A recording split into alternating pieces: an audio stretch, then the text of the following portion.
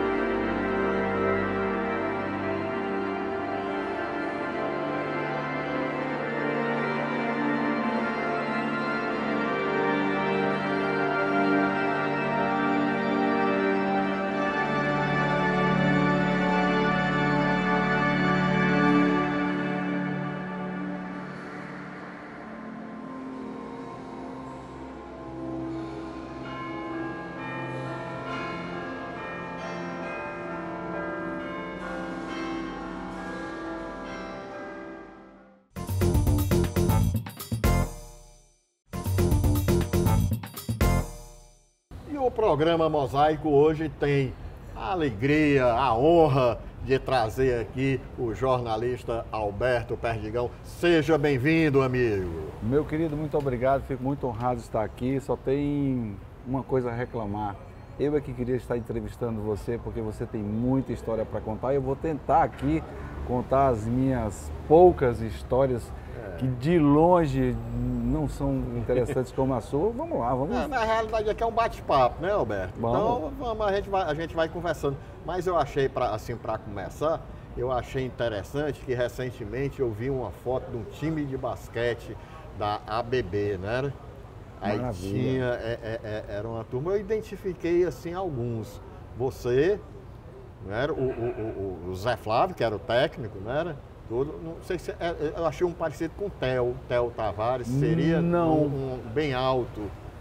Não, o Theo não está naquela foto, mas não, ele né? É contemporâneo. É contemporâneo, né? Tinha o Márcio Câmara. Márcio Câmara. O Márcio Paraíba. Márcio Paraíba também é contemporâneo, não tava, hoje né? Médico, né? E maravilhoso, a figura Quem maravilhosa. era a turma? Não, ali a gente tem, todos eu não vou lembrar, mas ali, além de mim, nós temos o Márcio Câmara. O Márcio Câmara era um armador, um exímio armador, e hoje se dedica ao cinema. Som, né? Principalmente, sim, né? Sim, ele é o cara, ele é um dos mais importantes profissionais do som direto do cinema, né? E a gente tem o Ricardo Castelo, também está lá naquela foto.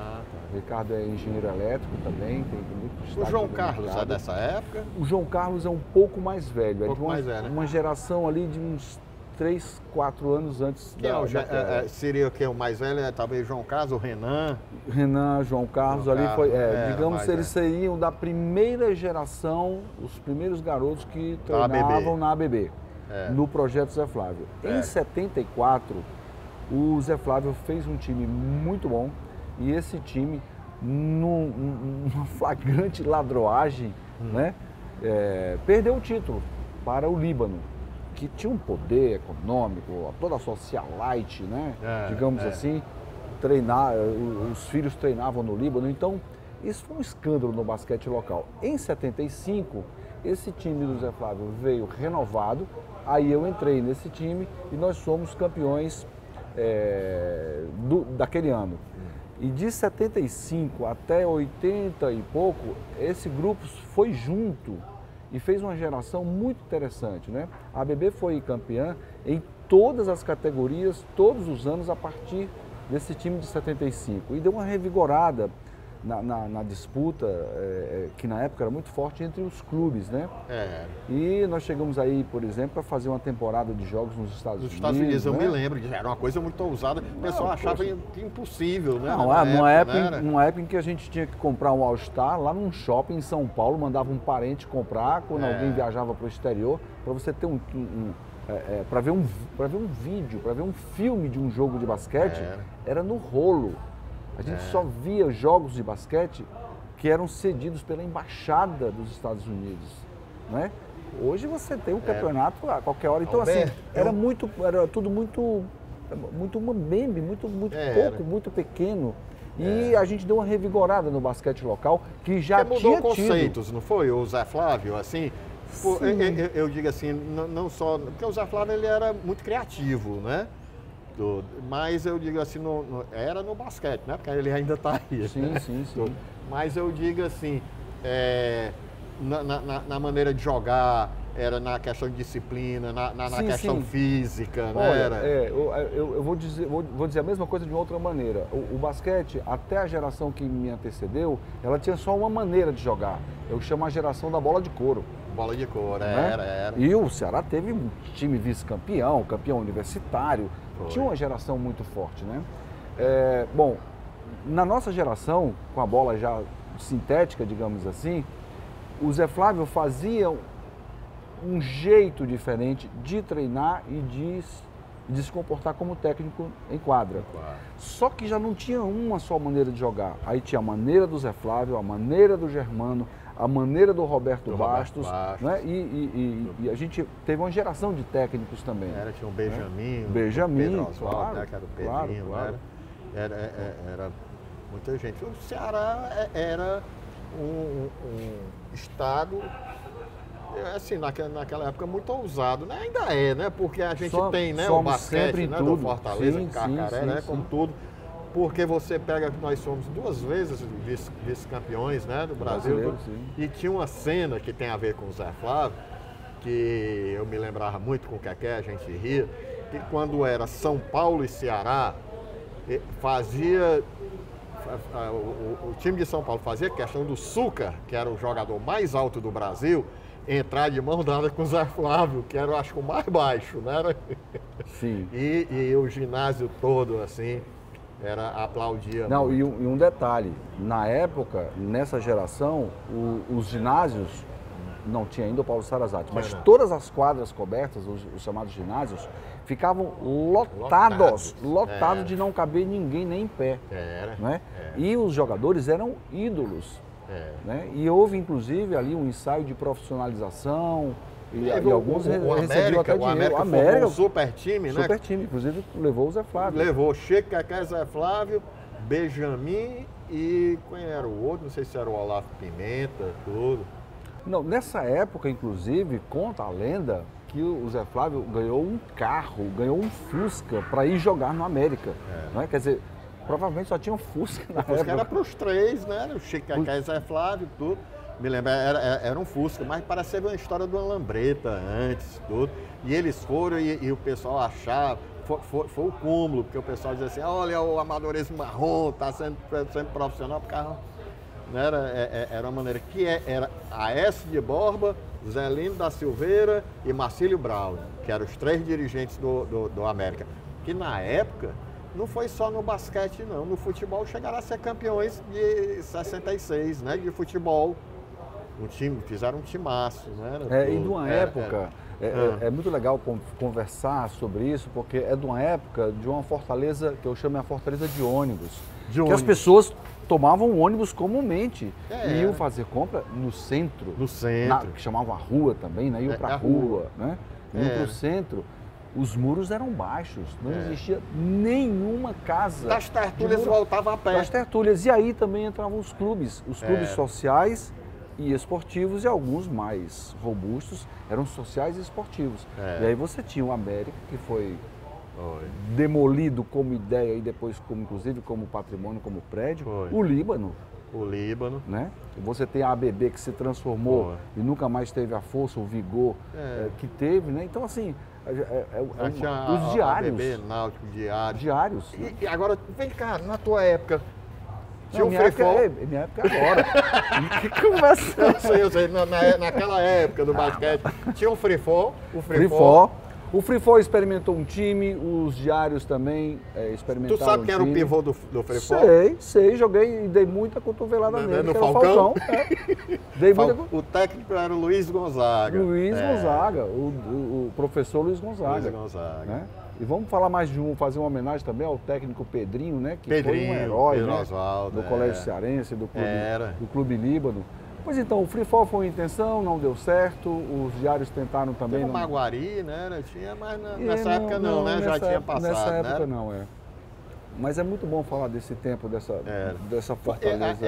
E foi, quer dizer, o esporte nessa época, né? Eu acho que o esporte principalmente assim, para o adolescente, para o jovem, né? Tudo é muito importante. Não, né? O clube era uma extensão da casa. Da casa.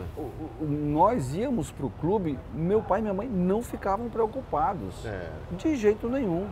Não, o clube era um lugar onde o filho ficava protegido. Né? E ali começavam os namoros. Hoje talvez substitua um pouco o shopping e o condomínio. E na época nem tinha shopping, nem tinha condomínio. Né? Tem que dizer para as pessoas que o primeiro shopping é de 76, em Fortaleza. O Center 1, o Center 1, né? Do Tássio. Né? Que hoje seria um centro comercial, né? Não tem nem... Não tem o glamour. Não. Agora, na época, você falou, muito bem colocado, muro baixo, mas, por exemplo, eu morava perto do Náutico, o meu prédio não tinha muro, era pilotis, tudo, e era tranquilo, e ninguém, tá entendendo? Invadia lá assim, o local não. Agora tem assim, interessante, para a gente passar o jornalismo, né, de certa maneira. O Zé Flávio é jornalista, né, também advogado e durante anos exerceu como jornalista na tribuna, e com certeza, e com certeza se não foi o Zé Flávio que me influenciou aí para o jornalismo, não foi ninguém, né? Porque o que acontecia? Quando o Zé Flávio era treinador e eu ainda garoto, 16 anos, por aí, certo? O Zé Flávio às vezes precisava faltar, ou viajava, ou adoecia, e eu era interessado, eu gostava do assunto, eu comentava o que ele escrevia, porque eu lia a coluna dele, a página dele, lia a do Silvio Carlos também, no Fora isso, Povo. tu sempre foi muito afeito à leitura, de uma maneira geral? Então eu vou voltar um pouquinho. Eu descobri o jornalismo indo com meu pai para a feira. Eu gosto de contar essa história. Eu ficava encantado. A feira, o mercado, tem muitas atrações. Com uma criança de 10, 12 anos e tal, eu ajudava meu pai, carregava ali uma cesta, aquela cesta de vime, né? De cipó de fogo, né? Que chama. Aquela cesta depois bem. E eu ajudava. E quando chegava, eu ficava torcendo para chegar na banca do peixe, porque o cara da banca do peixe enrolava o peixe com o jornal. E eu adorava ver qual era a notícia que era sorteada no pacote, ou nos 2 pacotes de peixe. Do peixe, olha aí. Eu achava sensacional. É como se... Eu tenho que escrever uma crônica dessa daí. Com certeza. Né? Um dia... Vai escrever porque é muito legal. Aí depois, mas a ficha só cai depois. É como se aquele peixe viesse embrulhado num papel de presente. Não poderia ter nenhum papel mais especial do que um jornal para embrulhar um peixe. E eu ia no carro de volta e eu ia lendo as notícias que o peixe trazia. Né? Aqueles pedaços, aí aqui cortou, não dá para ver. Meu primeiro contato com o jornalismo, eu gosto de contar que foi esse. Com o jornalismo prática foi com o Zé Flávio, porque aí ele disse, Alberto, ele me chamava de Alberto, dá para você ir lá, você faz as notas lá na gaveta do birô, máquina de escrever, tem uns papéis ali, tudo é nota. Aí você pega o papel e vai montando as notas, no final você entrega para o Caran. Isso eu estou falando da Tribuna do Ceará, e estou falando do queridíssimo Paulo Caran. Né? E o Paulo Caran pegava a minha coluna e dizia assim, tá muito melhor do que a do Zé Flávio. Aí eu contei isso pro Zé Flávio, aí ele ficou assim, aí disse assim, rapaz, tá boa mesmo. Você aprendeu com quem? Não aprendeu com ninguém, não. Aí disse, então agora você vai fazer a página. Legal. Aí ele, antes ele adoecia uma vez por mês, ele começou a adoecer toda semana. Entendeu? Aí você ia encontrar lá no Dion. Você sabe o que é o Dion. Aí ele estava lá no Dion jogando baralho com o Arimateia. Né? E aí eu comecei a fazer a página do Zé Flávio. E daqui a pouco ele pegou um caderno especial e eu fui ser um editor assistente. Eu tinha 17 anos, 18 anos. Né? E aí foi quando eu comecei no jornalismo. Como o esporte é importante, né? E principalmente, eu digo assim, no esporte coletivo, né? Você aprende a trabalhar em equipe, né? Sim. O basquete me ensinou muita coisa. O basquete me ensinou, primeiro, até a humildade de ganhar e de perder. Tá? Depois, o espírito de equipe. Você não é nada sem as parcerias. Todo tipo de parceria, mas você não é nada. Você não alcança o seu potencial. E o terceiro é ser rápido e estratégico. O basquete... É a valorização do tempo, né? Aí, né? Rápido e estratégico. Não, o basquete é um jogo de espaços. A bola vai se movendo de tal maneira que abram-se espaços para o arremesso. Né? Ou para a bandeja que você vai entregar a bola lá na cesta, né? Então, é um jogo de estratégia, você tem inclusive um tempo, você trabalha contra o relógio, você tem 30 segundos para definir, você tem a agilidade, a rapidez da decisão. Ainda tem a regra de estar dentro do garrafão? Tem, claro. 3 segundos. 3 segundos. Eu acho que a ideia 3 é 4. Não, acho que não são 3 segundos, não. Eu sei que é curto. O segundo é muita coisa no basquete. É, muita, o segundo. Decide quantos jogos já foram decididos em um segundo, Exatamente. Né? Então o basquete me ensinou muito para a vida. Né? E a gente fez uma geração, a gente chamava essa geração de aquário, porque eram os peixes do Zé Flávio. Né? Então tem mais ou menos uns 7 ou 8 que eram do aquário. Isso não éramos nós que... Tu era pivô? Eu era pivô nas categorias iniciais, depois ficou todo mundo da minha altura e ficou mais difícil. Mas a gente não se chamava, a gente não era do aquário. As pessoas diziam que o Zé Flávio tinha um aquário, que lá só tinha os peixes dele. E isso começou a virar uma brincadeira e a gente acabou aceitando essa identidade. Né? Então, assim, eu era um dos peixes desse aquário e o Zé Flávio é um cara maravilhoso, é um cara maravilhoso. Todos os pais gostavam do Zé Flávio. Todos os pais respeitavam o Zé Flávio. Ele tinha um treinador, mas ele era também um educador, né? Sim, era o pai da rua. Era o pai da rua, entendeu? Muito bacana, muito bacana. Aí tu foste fazer, aí tu foste para a universidade fazer... Não, aí depois eu não tinha nenhuma dúvida. Mas tu começou eu já era cedo, jornalista, né? eu já era jornalista. Quando eu percebi, eu já era jornalista. Quando eu entrei para a faculdade, eu já trabalhava e já ganhava dinheiro com jornalismo. Doutor, não leva mal não, dá para você servir outra vodka aqui, por favor? Rapaz, ninguém pode mais nem beber escondido.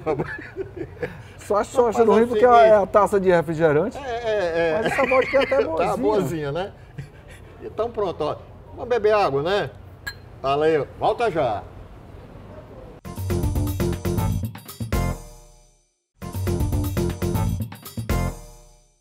E o Mosaico volta com o jornalista Alberto Perdigão. Aí, bora puxar mais para o jornalismo agora. Bora. Né? Tu foste, estudou na Universidade Federal, né, do Ceará. Era na época de Adizessá? Sim, a Adizessá, não. Tínhamos um corpo de professores magnífico.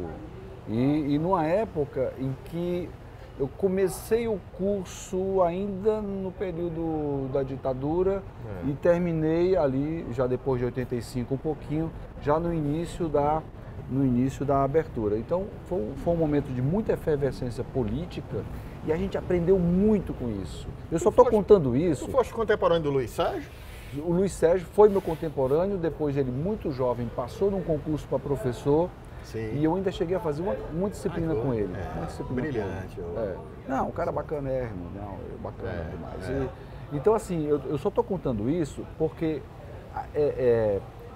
e hoje não existe essa pujança política na universidade, os conflitos, os embates, as greves. Eu não estou dizendo que greve é bom, não. Eu estou dizendo que a greve é importantíssima, certo? Porque é um embate político. A ocupação do gabinete do reitor, não estou aconselhando ninguém a ocupar o gabinete. Eu sei. Mas aquele ato político ganhava uma compreensão que a sala de aula não dava, entendeu? E se aparecia alguém lá fazendo um discurso e um outro dizia, rapaz, esse cara é marxista, alguém dizia assim, marxista, o que é isso? Eu quero saber o que é marxismo. E ia procurar ler alguma coisa, nem que seja aquela coleção Primeiros Passos da Brasiliense, o que é marxismo, né? Então, assim, essa efervescência foi o que mais me ensinou durante a faculdade e isso talvez seja mais importante do que para qualquer aluno, mais importante para o aluno de jornalismo. Alberto, e a ambiência também, não era ali? Por exemplo, se aprendia muito na cantina, né? Era naquela convivência, né? Sim, é disso. Eu me lembro, rapaz, olha, eu na arquitetura, debaixo das mangueiras, a gente conversando sobre vida, sobre o mundo, né? As atualidades, né? E cada um tinha seu posicionamento. Existia muito respeito também. E na parte assim, artística, na arquitetura, o pessoal sempre que produzia alguma coisa gostava de mostrar lá, né? Não só os universitários, mas os artistas mesmo da cidade. Então, era um exercício. Eu passava o dia lá na faculdade, voltava à noite. Ia de manhã, voltava à noite. Sim. Ainda comia. Aí tinha muito isso. Quem era mais professor lá? O Geraldo Marcan? Era? O Geraldo Marcan era professor. O Gilmar de Carvalho. O Gilmar, ele entrou no mesmo concurso do Luiz Sérgio. Aí a gente tinha a Ivonete Maia. Ivonete foi uma liderança, não foi? Sim, foi sindical. A Dízia também foi uma liderança sindical também. As duas... A Dízia, eu sou muito fã da Dízia, viu? Sim. E principalmente pelo conteúdo e pelas convicções dela. E pela alma democrática dela. Eu já assisti quantos debates dela, não é, com o Temístocles Castro, né? Silva. Era de um nível excelente, né? Agressões, quer dizer, divergências não significavam agressões, não era? Olha, a Dízia tem uma coisa muito interessante. A Dízia, antes de ser mulher, né? Ela é jornalista. Tá. Então, ela sempre vestiu uma roupa de jornalista para exercer o jornalismo. Aí você não queria, aí já não importava. Então, aquele embate com um homem, querido, famoso e como Temístocles, muito lido também, era um cara que... Para ela não tinha nenhum problema. E ela carregou isso sempre com ela, uma pessoa muito interessante. E dentro do curso a gente tinha... Aliás, em todos os cursos, você lá na arquitetura viveu isso também. Nós tínhamos professores mais à esquerda, mais à direita, mais ao centro. Tinha uns que começava na esquerda e ia para a direita, outros iam à direita. Tinha esses trânsitos também, às vezes. Então, eu fui aluno do Teobaldo Landim, né, que era um conservador, digamos assim. Né, e a Dízia, que era tida como ou a Ivonete, ou o Marcan. Então, assim... Não havia essa história de escola sem partido. Era uma escola com partido, cada qual com o seu. E a pluralidade convivia tranquilamente. E ali havia alunos mais conservadores e outros menos conservadores. E ninguém estava ali para condenar, anular a fala do outro. E foi um momento então isso é um exercício para o jornalismo. Nós fomos contemporâneos. Né? Era numa época de abertura política, né? Era a volta do centro acadêmico, né? A volta dos centros acadêmicos, sim. E o interessante também é que nesse período de início da abertura, quando começou ali em 79 com a anistia, o movimento estudantil ganhou muita força, o movimento de trabalhadores também. Então eu sou dessa geração e os alunos que faziam alguma militância mais à esquerda, mais à direita, na universidade, né? E a gente tinha a Universidade Federal praticamente, a Unifor era muito embrionária, todos depois, de alguma maneira, foram para a carreira política. Muitos. Ciro Gomes. O Ciro era do direito, né? Era do diretório. E o João Alfredo. E o Hilário Marques. Né? E Alberto Fernandes, o Gato, que depois se afastou da vida partidária. Né? O Papito, certo? Recém-falecido, que merece todo o aplauso e homenagem. Não, a gente pode tirar aqui um rol, mulheres também, né? A própria Maria Luísa, que era professora e foi para era do Partido Comunista Brasileiro, né? Salvo engano, ou era do PCB, não estou em dúvida agora. E depois foi para o PT e se elegeu. Olha, falando assim, você está falando em mulheres, em política, tudo, eu admiro demais Rosa da Fonseca. Desculpa, um pouquinho depois, mas foi minha contemporânea, a Luiziane. A Luiziane foi presidente do Centro Acadêmico, foi do DCE. Né? Prefeita, exatamente. Da cidade. Não, e pessoas maravilhosas, assim, que depois não foram para a política partidária, mas sempre tiveram um envolvimento político, né? Às vezes no sindicato. E na também. Maria Luísa, muita gente da universidade, né? Paulo Mamed, Agostinho Golson, tem Moacir Maia, Ildefonso Rodrigues. Então a gente tem uma série de pessoas que aprenderam política quando estavam aprendendo jornalismo. É só isso que eu queria dizer. Porque isso é que é importante, eu fico preocupado. Olha, Totônio, eu fui professor durante muitos anos também da universidade, né? Tinha algumas universidades por muito mais tempo na Unifor. E já não havia essa efervescência política, não é?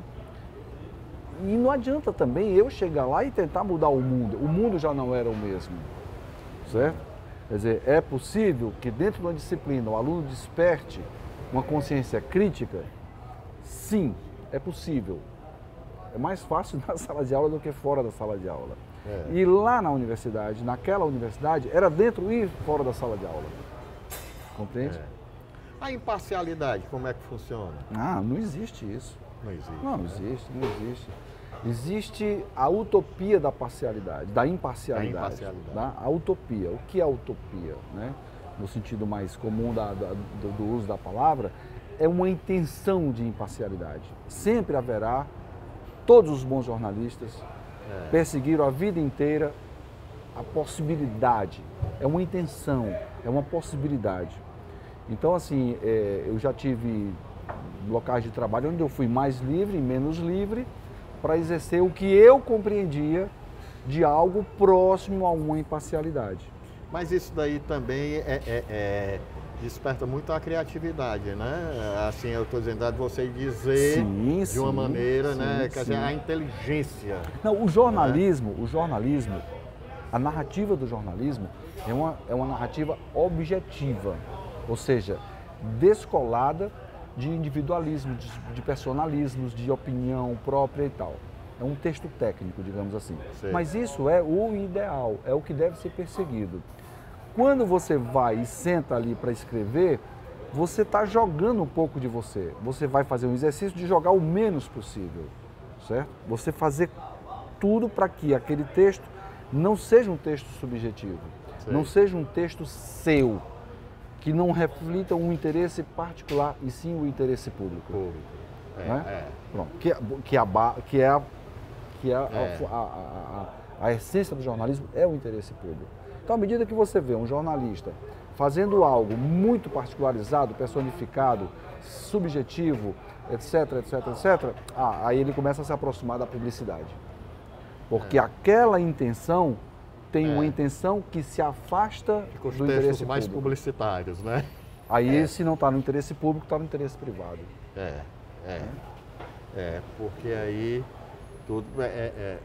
Eu já ouvi, sem citar nomes assim, dizendo, rapaz, fulano, ele escreve tão bem contra como a favor, né? Tem disso. Aí, para mim, não é jornalismo. Olha, agora eu vou acrescentar talvez um aspecto a mais na sua análise, que também não é só sua, eu já ouvi gente falar isso, comumente se escuta. É que essa opinião também é subjetiva. Certo? Essa pessoa que tem essa avaliação e que chega a fazer essa assertiva e colocar na mesa, colocar na esfera pública, ele também é carregado de subjetividades. E provavelmente muito mais do que um jornalista.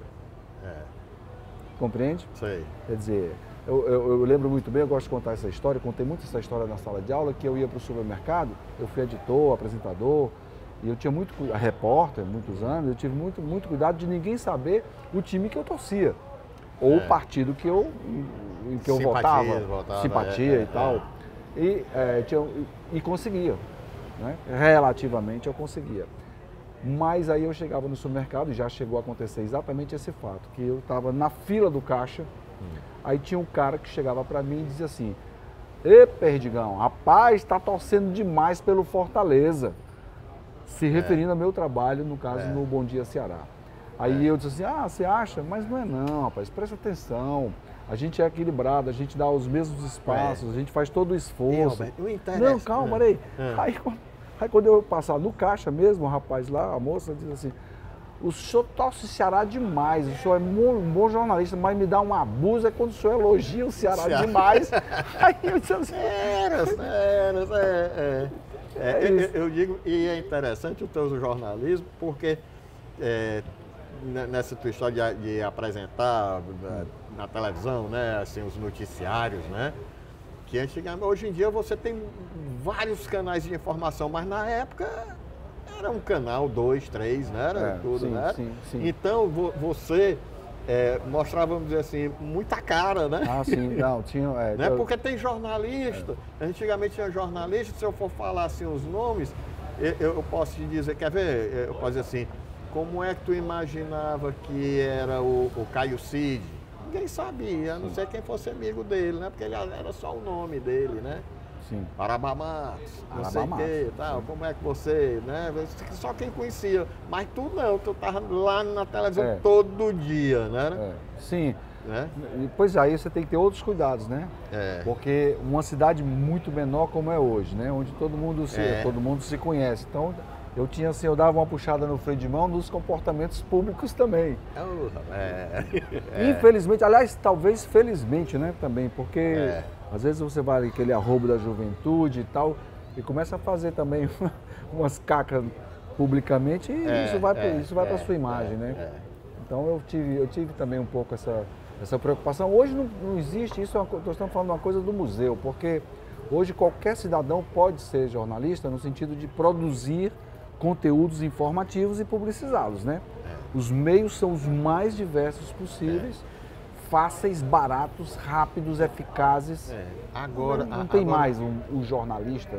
Agora, essa facilidade da comunicação, dos meios, né, de tantos meios, tudo, como gerou, assim, eu acho que é uma infinidade de especialistas, né?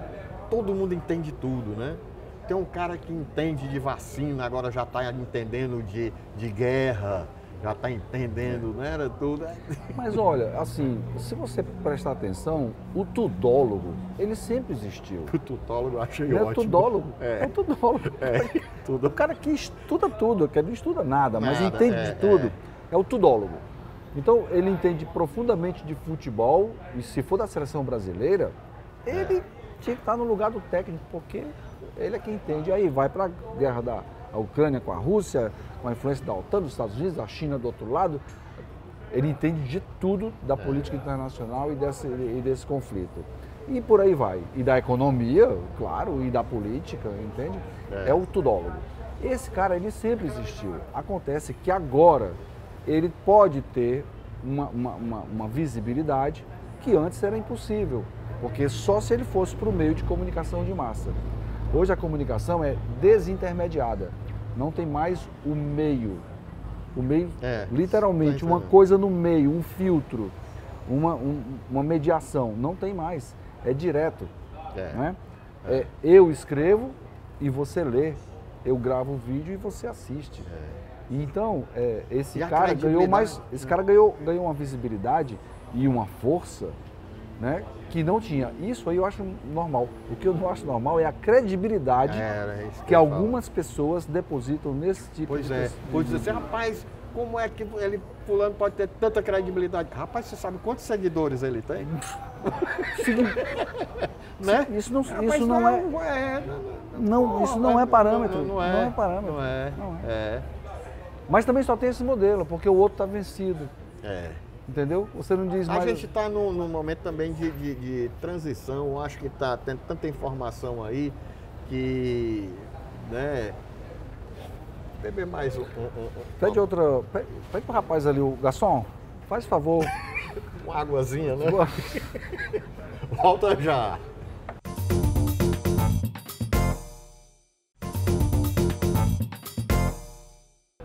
E o Mosaico volta aqui com o jornalista, o amigo Alberto Perdigão. Ah, não, eu ia brindar. Não brinda com água, não. Brinda? Que água? Eu quero saber se essa vodka, se ela é russa ou é polonesa. É um quezinho de Ucrânia, né? Uma vodka ucraniana, maravilha. Aliás, Totônio tinha que vir aqui, ou um jornalista, talvez um detetive também resolvesse, para descobrir, gente, que isso aqui não tem nada de água, isso aqui é vodka, certo? Você acha, internauta, telespectador, que o Totônio iria sentar numa mesa, num lugar lindo como esse, chamar um amigo para conversar? Bora conversar, rapaz. Água que passarinho bebe. Tá bom, você tem o direito à dúvida. Vamos embora. Mas, olha, mas também é o hábito, assim, da gente conversar numa mesa, né? Você disse, no ambiente, né? Não tem quem resista a um copo d'água, né? Tudo. E, Alberto, mas estava falando nas mídias. E, por exemplo, falando agora da vida, um livro Únicos, fala aí, apresenta aqui pra gente. Olha, Únicos é um livro, uma coletânea de 60 poemas, tá? Que eu escrevi muitos deles, a grande maioria deles, durante a pandemia, quando a gente foi obrigado a ficar mais só, ficar mais isolado, pensar um pouco na vida, né? Pensar um pouco nas ausências, nas dores, nas perdas. E eu acabei mergulhando nessa possibilidade de reunir uma coletânea de poemas, alguns escritos já há mais tempo, mas num livro. Eu resisti muito, Totonino, mas muito mesmo, porque eu acho muita responsabilidade fazer um livro, e um livro de poemas, para mim, existe muito mais do que um livro técnico. Eu já tinha 2 livros, já tenho 2 livros. Você se expõe mais o sentimento, é isso? Olha, eu não tenho muito medo da exposição, eu tenho medo de não agradar, sabe? Porque é arte, né? É arte. Então você é um artista também, você sabe, disso. Eu digo muito, a arte é um ato de coragem. É um ato de coragem, é um abismo. Eu chamo. Isso aqui é um abismo. Porque, por exemplo, às vezes tem, não sei se você já viu isso nos seus poemas, que alguém lê um teu poema, aí encontra um sentido além do que você, né? Todos. Inclusive, quando eu reuni os poemas, eram mais de 60, e eu pedi algumas pessoas para fazer uma leitura crítica. Certo. Não é? O Romeu Duarte me ajudou, inclusive apontou algumas... Colega brilhante, o Maravilha, um cronista, além de arquiteto, e um cara bacanésimo, né? Dispensa... Bom, e a professora Hermínia Lima, né? Que é uma conhecedora da linguística, da literatura, a Carla Dobiella, e um professor da UNB, um jornalista muito bacana. Ele foi muito tempo da Veja, hoje é professor da pós-graduação, é meu amigo, o Luiz Martins da Silva. Aliás, é cearense de nascimento, lá de Brasília. Pois bem, cada um me deu uma devolutiva diferente. Aí eu disse, aquilo é verdade, de que cada pessoa recebe a obra de arte de uma maneira diferente. Nos poemas, eu fui ver que alguns poemas que quase não entravam no livro, porque eu achava que tá piegas, não tá bom. E aconteceu de elogiarem muito o poema, certo? E outros que eu acreditava muito, pelo menos até agora não houve comentários, digamos, entendeu? E cada pessoa destaca um poema. Se eu pedir para você, você vai dizer, não, esse aqui eu gostei, esse realmente me chamou a atenção. É assim. Alberto, olha, eu acho que na arte não é só assim no poema, não. Em várias exposições assim que eu já fiz, já aconteceu muito assim de eu dizer, rapaz, eu acho que eu não vou levar esse trabalho não. Aí levo de última hora. É impressionante. É o primeiro a ser adquirido pelo investidor. Muita coisa. Eu tenho experiência, eu me lembro que isso daí há muito tempo, o Fagner me mostrou assim umas músicas que ele ia gravar um disco. E ele disse assim, rapaz, tem essa, eu não sei se eu coloque tudo, tá? Sabe que música era essa? Espumas ao Vento. Ele talvez tenha achado piegas.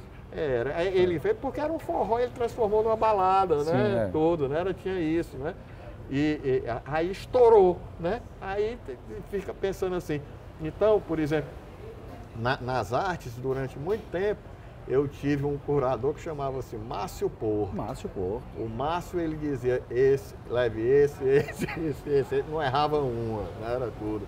Porque tem também, eu acho que a obra artística, quer seja poema, um quadro, um desenho, tudo, depois ele é um filho seu, mas que toma personalidade própria, né?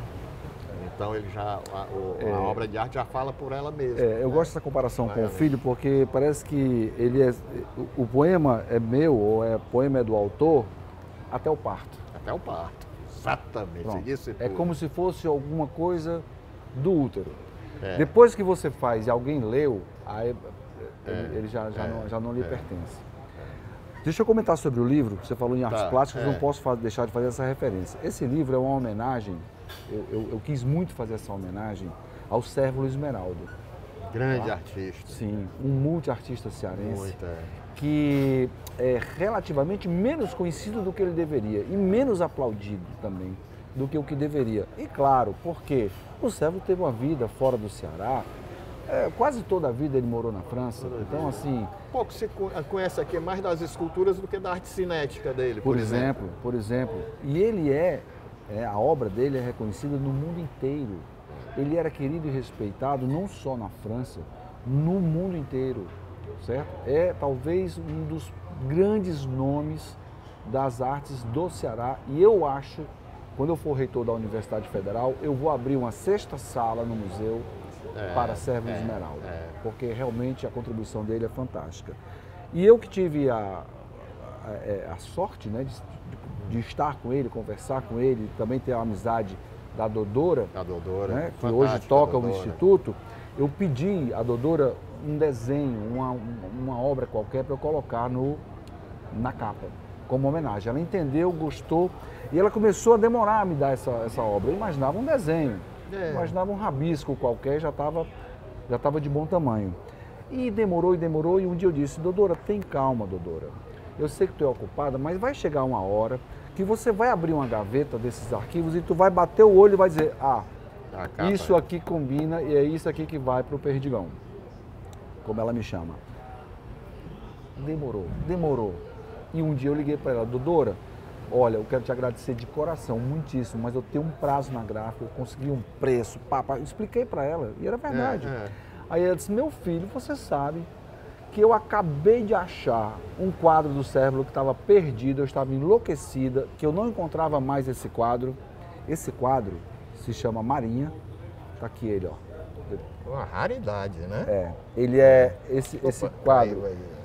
Esse quadro, ele foi pintado quando o Cérvulo não tinha ainda 21 anos. Esse quadro foi pintado ali no Poço da Draga, na rua, como se fazia à época. Os garotos, né, os jovens da Escape faziam muito isso. E esse quadro ficou, inclusive, fora do patrimônio do Instituto durante muitos anos. E ele acabou voltando para o Instituto, a Dodora não sabia onde estava guardado e ficou procurando, não para me servir. Aí ela disse, eu vou te mandar aqui um quadro, já que você disse que eu ia bater o olho, que eu ia encontrar com esse quadro, com essa pintura, com essa obra, olha isso aí. Aí eu falei, Dodora, tá tudo aí, tá tudo aqui no quadro. A solidão, a saudade, o silêncio e a sombra. Tá tudo aqui no quadro. Aí ela disse, você gostou? Pois então vai para o seu livro. Certo? E eu acho legal, porque tá tudo, principalmente através da luz, né?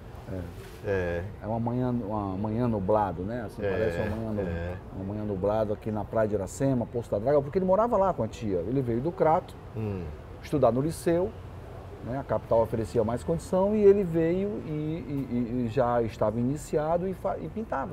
Ele foi novo, né? Para Paris? Sim, jovem, fez a família lá, e as filhas nasceram lá e maravilha. Então essa é uma homenagem para o Cérvulo. Eu estou vendo e o trabalho muito bem fotografado pelo Gentil Barreira, né? Que eu vi aqui. Né? E a capa a criação da capa é do Gil de Selle, que é outro artista maravilhoso nas artes gráficas aqui do Ceará. Um bocado de gente boa aqui, ó. Alain Mendonça, gente boa. A Rebeca Gadelha, projeto gráfico, Etevaldo Gomes, Cérvulo, Gil de Selle. Gentil Barreira, Erasmo Silva, a Ursa Maior Filmes, acho bonito esse nome, né? Ursa Maior, E você que gosta de história, o livro se chama Únicos? Sim. Porque serão meus únicos poemas publicados. Eu estava sem nome para o livro, né? E eu comecei a pensar um nome relacionado à temática que ele traz, né? Que os poemas trazem. Então, os únicos serão os primeiros, né? Mas vai não, aí os poemas falam um pouco de solidão, um pouco de saudade, do que eu chamo de silêncio e o que eu chamo de sombras. E eu também não vou dar spoiler. E eu fiquei com dificuldade depois que eu decidi fazer o livro, que eu relutei um pouco, e decidi que também seria o único, aí eu disse, não, então o livro vai se chamar Únicos. São meus únicos poemas de solidão, saudade, silêncio e sólido. sólido. Na qualidade do livro, quando você diz esse vai ser o meu único, né? Sim. Isso daí porque eu acho que eleva o teu, vamos dizer assim, a tua visão crítica do teu trabalho, né? A maneira de... O tratamento que tem, né? O pegar, né? Também, né? Vamos dizer assim, que livro também é pele, né? É o tato, né? Não, e está muito bem feito pelo Dorian, o Dorian Filho da RDS, fez a impressão, Filho, né? A radiadora entra com o selo, né? Sabia que até que eu quero bem ao Zé Dorian e o Dorian Filho, até que eu gosto deles. Rapaz, ele tem muita história para contar, tem que trazer aqui. São. Meu primeiro livro eu fiz lá, né, com eles, tudo, e tem um projeto para fazer um outro lá, que é a continuação desse primeiro. E saudade, agora, olha a saudade aqui, ficou bacana, né?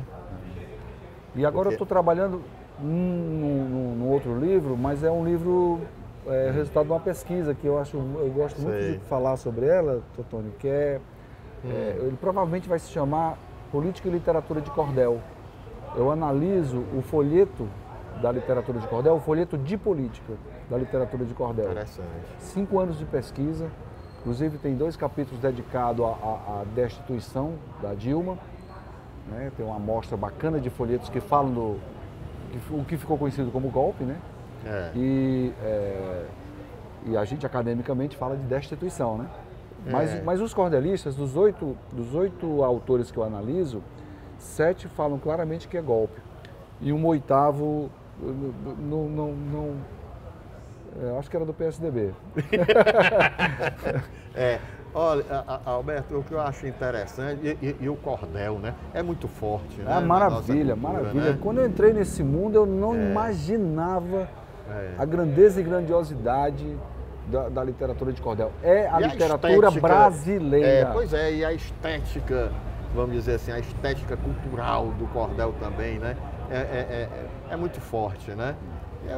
Rapaz, quando eu vejo assim a literatura de cordel, eu vejo essas expressões populares, artísticas, né? Tudo, para me dar um orgulho tão grande de ser nordestino. Sim, sim, sim. É uma literatura brasileira nordestina. O meu olhar vai para o folheto de política, inclusive política internacional. Você tem normalmente um nível já bom de informação sobre a guerra que está entrando para a história como a guerra da Ucrânia, pelas redes sociais, pela internet de uma maneira geral, talvez pela televisão e etc, né? O cordel está cobrindo também.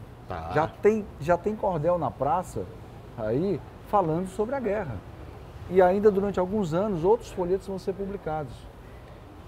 E o Bolsonaro, o bolsonarismo, está tudo lá. O golpe está lá. O Temer está lá. O Lula é um fenômeno, né? É a personalidade mais retratada, né? Superou em muito o Getúlio Vargas, que tinha uma quantidade extraordinária também. Era o Getúlio Vargas, pai dos pobres, né? Chamado, né? Sim. O Nordeste tinha essa compreensão dele. Eu não vou dizer que ele era. Ele era compreendido assim, né? E teve um pelas camadas populares. Do Getúlio, eu acho que foi a questão da lei trabalhista, né? Claro. Não, ele organizou o Estado e colocou o Estado para funcionar. Né? Então, o Estado começou a trazer alguns serviços, algumas políticas públicas que antes estava tudo na mão do coronel. Agora, esse teu trabalho, tu tem que falar também uma coisa interessante, porque eu me lembrei que no começo da nossa conversa você falou de feira, né? E que lia o embrulho, né? No jornal que embrulhava o peixe, você lia, né?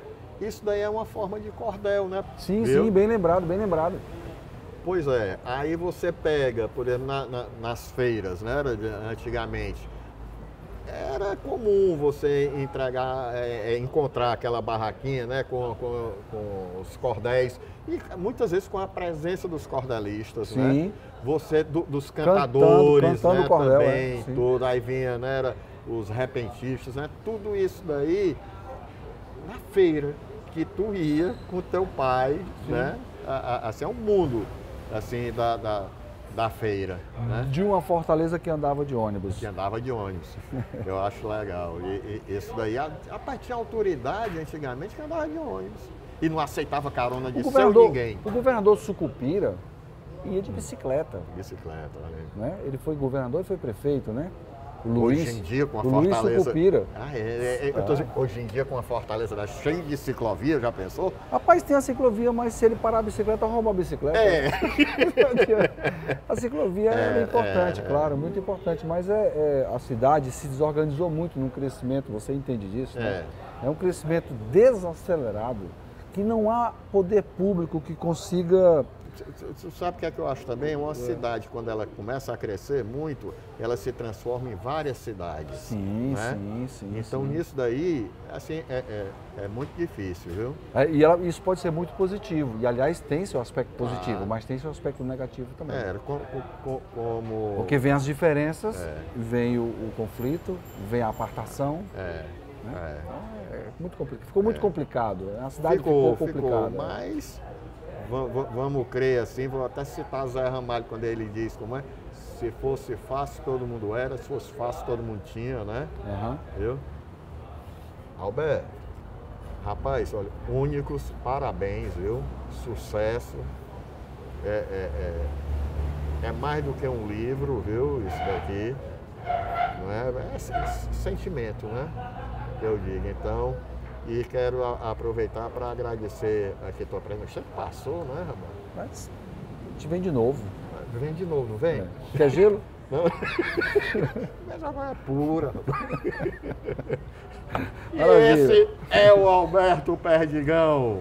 Gente da melhor qualidade. Pronto. Valeu. Começou como jornalista, terminou como gente da melhor qualidade. Que não deixa melhorei muito. Muito. Até o próximo.